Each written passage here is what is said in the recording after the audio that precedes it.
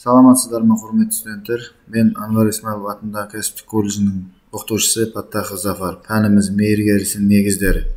Тақырып: науқасты функционалды жағдайын бағалау, аурудың есін, жатқан бітімін, тері сипаттамасын, тыныс алуын, науқасты күту, киімін ауыстыру, тері, шаш, көз, тырнақ гигиенасы. Науқастың күтімі және оның маңызы. Күнделікті өмірде науқастардың күтімі, күту бағу, науқасқа көмек көрсету, олардың түрлі қажеттіліктерін қанағаттандыру үшін бағытталады. Оларға тамақтану, сусын беру, жуыну, қозғалу, ішек пен несеп жолдарын тазалау жатады. Науқастың күтімі бұл жан-жақты қызмет көрсету, науқастың сауығуына жасалатын жағдайлар көмек. Сондықтан күтімнің әсері өте зор деп есептеледі. Медицина мекемелерінде күтім медицина қызметкерлерінің міндеттеріне жатады. Күтім тек қана білімді емес, біліктілікті де талап етеді. Ең маңыздысы науқасқа ауруын есіне салмай, мүмкіндігінше ұмыттыру, жағымсыз әсерден сақтандыру.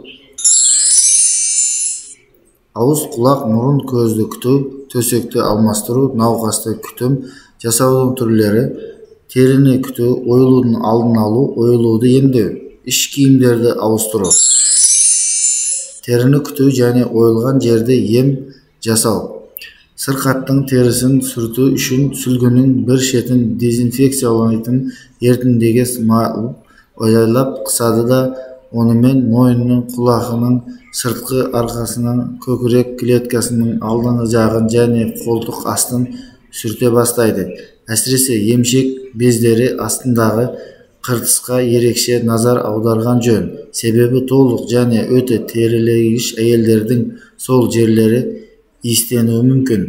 Содан кейін теріні осы тәртіппен құрғата түседі.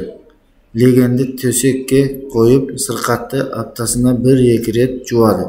Содан кейін қажетіне қарай тырнағын алады. Күтімі нашар болып, организм күрт әлсірегенде дененің қысым түскен жері ойылады.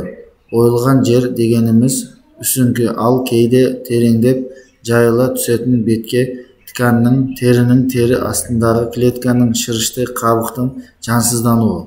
Ойылған жерлер әдетте сегіз көздің, жауырынның, үлкен ұршықтың, шынашақтың тұсынан пайда болады.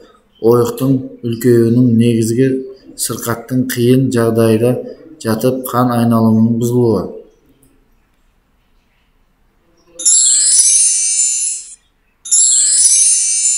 Ауруханада жатқан науқас адамдардың төсек орындары мен іш киімдерін жетісіне 1 рет ауыстырып тұрады.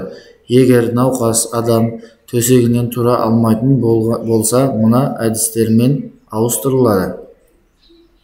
Бірінші, әуелі жастықты алады. Екінші, содан кейін науқасты бір қырымен бетін кереуеттің шетіне қаратып жатқызылады. Үшінші, науқастың артқы жағындағы босаған ақ жайманы жіңішкелетіп етіп алып тастайды да оның орнына таза жайманы осы әдіспен салады. Мұрын қуысын күту. Пациентті отырғызу немесе жатқызу. Турунданы вазелин майына батыру. Сол қолдың 4 саусағын маңдайға қойып, бір саусақпен мұрынның ұшын жоғары қарай тартады.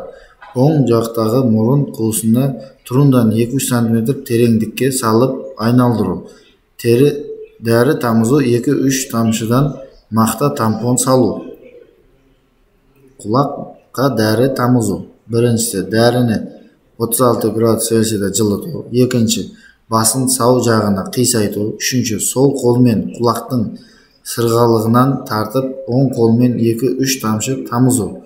Сол қалпында 10-15 минут жату керек. Төртінші, 10-15 минут өткеннен кейін ол басын ауырған жағына қисайтырып, дәріні сыртқа шығарады. Бесінші, бірнеше минут жағын домалақтанған мақта салып қояды. Қорытынды. Біз сабақты қорытындылай келе мейірбикенің медицинада алатын рөлі аса ерекше екенін көреміз. Мейірбике ем шараға қатысып, ауруды алдын алып қана қоймай, науқастың шашының ұшынан аяғының ұшына дейін барлық гигиеналық шараларды сақтап, психологиялық тұрғыда да науқасқа қолдау көрсетіп отырады. Назар аударғандарыңызға рахмет.